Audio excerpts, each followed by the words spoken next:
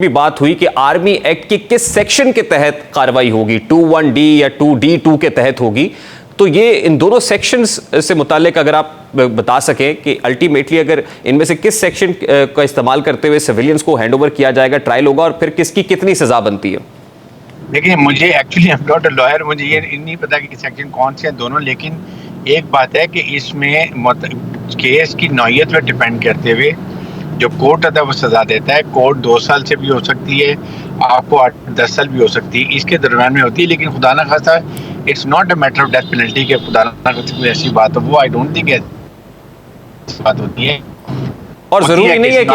102 लोगों को सजा मिल जाए, इनमें से इक्विटल भी हो सकता है। यानी ये जो लिस्ट 102 लोगों पर मुश्तमिल है, ये कम भी हो सकता है। बिल्कुल, ये एक्विट भी हो सकते हैं, क्योंकि जब इंसाफ के तकाजे पूरे होते हैं, आपकी डिफेंस स्ट्रॉन्ग है, वो एविडेंस प्रॉपर देती है, प्रोसिक्यूशन अपना केस वीक पे प्रोड्यूस करती है, उनके पास इतनी ज़्यादा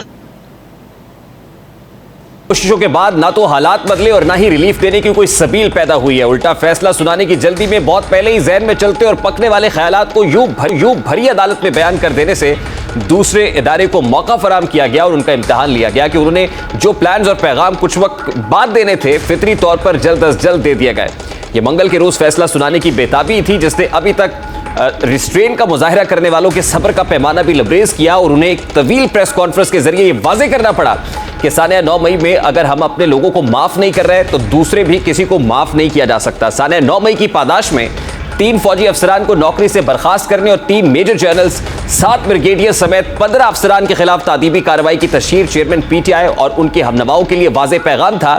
कि 9 मई के वाक़यात में बराह रास्त मुलव्विस होने वालों समेत कोई भी मंसूबा साज और सहूलतकार किसी सूरत अंजाम से नहीं बच सकेगा। DGI-SPR की प्रेस कॉन्फ्रेंस ने न सिर्फ सानिया 9 मई के मंसूबा साजों, हुक्म देने वालों, हौसला अफजाई और सहूलत फराम करने वालों को एक ठोस इशारा दिया है, बल्कि हुकूमत और अदालती निज़ाम पर भी वाज़ेह कर दिया है कि जिन्होंने अपनी पेशा वराना जिम्मेदारियां पूरी नहीं की, फौज ने उनकी निशानदही कर ली है और एहतसाब होकर रहेगा। ये इसी प्रेस कॉन्फ्रेंस का असर है या इत्तफाक कि जिन्हें फैसला करने की जल्दी थी, उजलत थी, वो आज सरसरी यकीन दहानियों पर इत्तफाक करके चलते बने हैं। उन्होंने आज न सिर्फ समात गैर मुअय्यना मुद्दत तक के लिए मुलतवी कर दी है, बल्कि ये भी कहा है कि ईद के बाद मुनासिब वक्त पर अगली समात की तारीख दी जाएगी। यानी कहा फैसला सुनाने की जल्दी और कहा ऐसी हड़बड़ाहट कि अगली समात की तारीख भी मुतय्यन नहीं की जा सकी। यही वो ज़िद और इलेक्शंस कराने की जल्दी थी जिसने मुल्क और पसंदीदा जमात को इस नहज पर पहुंचा दिया कि कौम को सानिया 9 मई जैसे वाक़यात से गुजरना पड़ा। यही वो सहूलतकारियाँ थी जिसकी पादाश में अब अक्सरियती फैसलों को मानने से तो इनकारी ही हैं, बल्कि वो इस सिस्टम के सामने पेश होने से हिचकिचाते हैं। 2 दिन पहले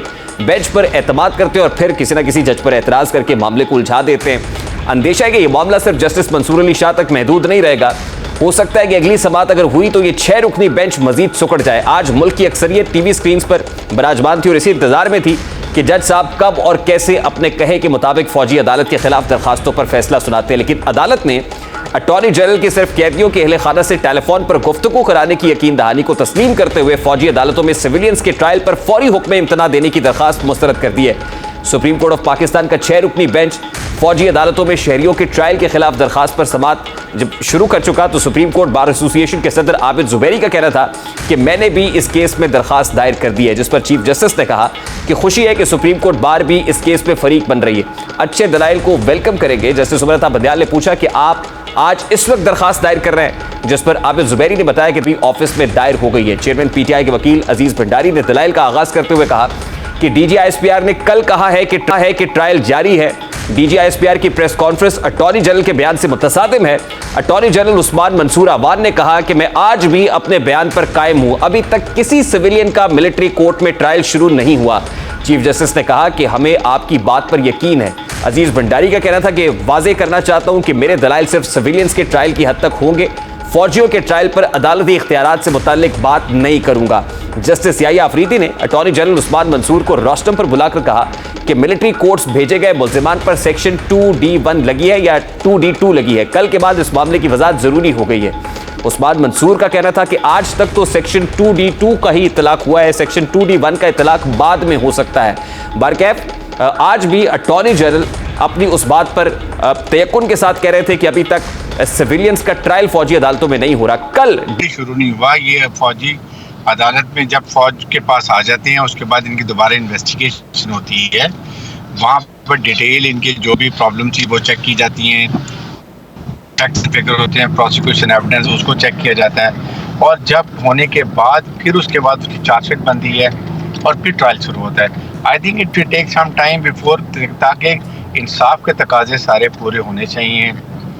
जब भी कोर्ट मिलिट्री कोर्ट में केस आता है वहाँ पर पूरी जांच पड़ताल होती है और एक इम्प्रेशन जो है कि कहीं बहुत जल्दी किया जाता है, इंसाफ के तकाजे पूरे नहीं होते, एक्यूज़ को अपना राइट नहीं दिया जाता, ये बिल्कुल गलत बात है। इसलिए कि सिविलियन वो लॉयर भी कर सकता है, पूरी इन्वेस्टिगेशन होती है, उसके बाद चार्जशीट बनती है, उसको सुनाई जाती है, फिर केस प्रोसीड होता है, उसमें उसके पास अपनी मर्जी। अच्छा, अब देखिए, जितने लोग अभी हैंडओवर किए गए कमांडिंग ऑफिसर को, उनके अहले खाना तो लाइल्म होंगे कि उनके प्यारे कहाँ हैं, मतलब वो एटीसी से अब कमांडिंग ऑफिसर को दे दिया गया है, लेकिन क्या उनके अहले खाना को इंटीमेट करना ज़रूरी नहीं था या कर दिया होगा, ताकि वो कोई सिविल काउंसिल करना चाहते हैं तो काउंसिल कर लें, या फिर इसके अगेंस्ट कोई पिटिशन करना चाहते हैं तो पिटिशन दे दें? बुनियादी हुकूक भी यही है। देखें, अभी सारा उनको बिल्कुल बताया जाएगा, एक्यूज को बताया जाएगा कि ये आपके राइट्स हैं, आपको लॉयर अपनी मर्जी का न्याय है, फिर उनके साथ उनकी लवाकिन से मिलवाया भी जाएगा। ऐसी कोई नहीं खुदा न खासा बात है कि कोई उन्होंने कि आप उनको मिलवाएंगे नहीं। कोर्ट केस शायद जो भी है कानून के मुताबिक टाइम होता है, कितने दिन बाद उनकी मुलाकात भी हो सकती है, उसके बाद उनको चार्जशीट जो दी जाएगी वो बताई जाएगी, और उसके बाद उनको राइट दिया जाएगी कि आप अपना लॉयर बताएं किसको आप हायर करना चाहते हैं, वो भी वो कर सकते हैं। और सेकंड, जबकि ये सिर्फ होता है कि स्पीडी ट्रायल होता है इसके अंदर, इसमें सिविल ट्रायल की जगह ये नहीं कि 6, 7, 8 साल लग जाते हैं केस को चलते हुए, 2-2 महीने की डेट्स एक स्पेसिफिक टाइम दे दिया जाता है कि 3-4 महीने में, या डिपेंडिंग ऑन द केस की कितनी नौयत किस तरह की है उस हिसाब से उसको टाइम देते हैं। और फिर उसके बाद उसको फिर हक होता है कि वो आगे जाके हाई कोर्ट में या सुप्रीम कोर्ट ऑफ पाकिस्तान में, दोनों में उसको रेमेडी होती है, वहाँ भी वो कर सकता है। तो ऐसी कोई बात नहीं, सिर्फ इट द मैटर इज कि एक्सपेडाइट किया जाता है, बाकी तमाम इंसाफ के तकाजे पूरे किए जाते हैं। आपके सामने जब ICJ में गुलबचन यादव को सजा वो केस हुआ था उसका,